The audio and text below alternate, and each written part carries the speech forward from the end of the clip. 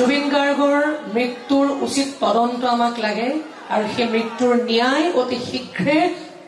প্ৰত্যেকজন অসমীয়াৰ মাজলৈ আহক আমি সেইটোৱে একান্ত চিত্তে কামনা কৰিছো প্ৰত্যেকজন অসমীয়াই প্ৰতিনিয়ত আমি কাম কৰি আছো কিন্তু মনৰ ভিতৰত এটা কোণত প্ৰতি মুহূৰ্তত প্ৰতি ছেকেণ্ডত সেই বস্তুৰে খুলি খুলি খাই আছে প্ৰতিজন মানুহে গতিকে ঈশ্বৰৰ ওচৰত প্ৰাৰ্থনা জনাইছো তেখেত য'তেই আছে শান্তি থাকক আৰু তাৰ পৰাই অসমখনক আশীৰ্বাদ কৰি থাকক কাৰণ জুবিন গাৰ্গ হেৰাই যোৱাৰ পাছত এখন বৰ অসম দেখিলো আমি জাতি ধৰ্ম বৰ্ণ নিৰ্বিশেষে এখন বৰ অসমৰ পৰিচয় দি গৈ তেওঁ হয় পোনপ্ৰথমে মই আপোনালোকৰ নিউজ চেনেলত ধন্যবাদ জ্ঞাপন কৰিছোঁ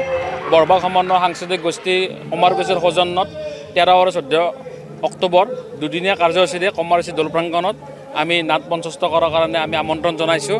আমাৰ ইতিমধ্যে আজি প্ৰথম দৰ্শনী আমাৰ আৰম্ভ হৈছে আমাৰ মঞ্চ উদ্বোধন কৰিছে আমাৰ জিএমডিৰ সন্মানীয় অধ্যক্ষ নাৰায়ণ ডেকা ডাঙৰীয়া আৰু আজিৰ এই অনুষ্ঠানটো আমাৰ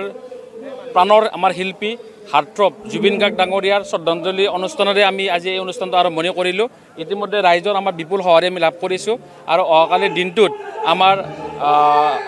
শেষ দিন অহাকালি আমাৰ মীনাক্ষীৰ সংগীত সন্ধিয়া দুটাকৈ দৰ্শনী দিয়া হ'ব গতিকে আজি যিসকল নাট্যপ্ৰেমী ৰাইজে আমাক সহায় সহযোগ কৰিলে অহাকালিৰ দিনটোতো যাতে আমাক মানে সহায় সহযোগ কৰে আৰু সমূহ মানে নাট্যপ্ৰেমী ৰাইজৰ উপস্থিতি আমি শ্ৰদ্ধাৰে কামনা কৰিছোঁ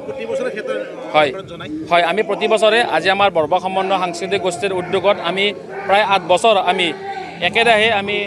অসমৰ আগশাৰীৰ ভ্ৰাম্যমাণ নাট্য দলক আমি আমন্ত্ৰণ জনাই আহিছোঁ প্ৰতি বছৰে আমাৰ ৰাইজে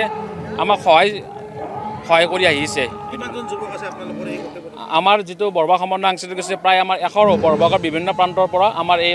অনুষ্ঠানৰ লগত জড়িত হৈ আছে কায়িকভাৱে আমাৰ মাজৰ পৰা হেৰাই যোৱা জুবিন দাই প্ৰতি মুহূৰ্তত জুবিন দাৰ সেই অকল্পনীয় অনাকাংক্ষিত সেই হেৰাই যোৱা ঘটনাটোৱে খুলি খুলি খাইছে প্ৰতিজন অসমীয়া মানুহক তৎসত্বেও যিহেতু জীৱন জীৱিকা সকলো নিৰ্ভৰশীল হৈ থাকে একোটা অনুষ্ঠানৰ লগত গতিকে থিয়েটাৰ কৰি যাবলৈ আমি একান্তই বাধ্য এখন থিয়েটাৰ গোষ্ঠীৰ লগত প্ৰায় 150টা পৰিয়াল জড়িত হৈ থাকে তেনে প্ৰায় 50-60খন থিয়েটাৰ অসমত চলি আছে গতিকে এই খিলঞ্জীয়া অসমীয়া মানুহখিনিৰ সংস্থাপনৰ হেতুৱে অনাকাংক্ষিতভাৱে হ'লেও অনিচ্ছা সত্ত্বেও আমি থিয়েটাৰ কৰি আছো এতিয়া বা দৰ্শকসকল আহিছে আপোনালোকৰ সেয়া হৈছে দায়িত্ববোধ এই থিয়েটাৰত জড়িত থকা মানুহখিনিৰ প্ৰতি একান্ত ধন্যবাদ জ্ঞাপন কৰিছোঁ আমি দৰ্শকসকলক ঈশ্বৰৰ সঠিক প্ৰত্যেকগৰাকী দৰ্শকক